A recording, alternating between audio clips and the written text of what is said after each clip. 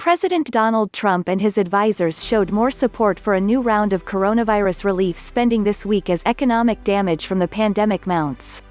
The president on Thursday said, "I think we're going to be helping people out and getting some money for them as tens of millions of Americans lose paychecks and businesses struggle to survive with public health restrictions still in place in much of the country."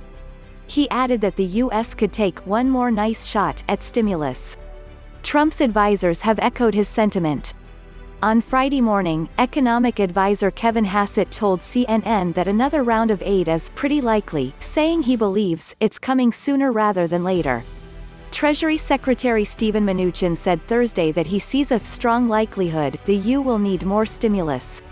Support has mounted in the White House as Congress fails to strike a consensus on how to lift a U.S. economy collapsing under the weight of the pandemic. More than 38 million people have filed jobless claims since the crisis started, and second quarter GDP is expected to plunge.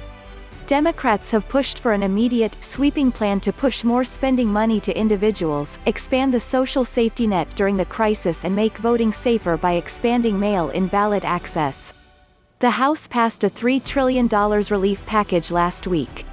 After downplaying the need for more federal spending, the GOP-held Senate has started to open the door to a more narrow aid proposal.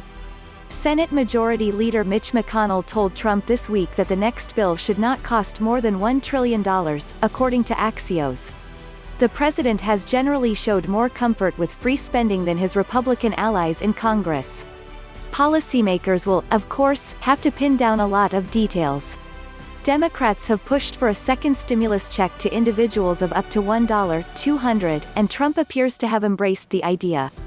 Congressional Republicans already backed direct payments once in March. But several other issues could prove thorny.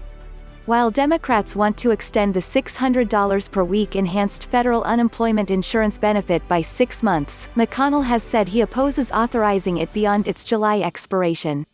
Democrats want nearly $1 trillion to help state and local governments cover increased costs and lost revenue due to the pandemic, a total the GOP will not embrace.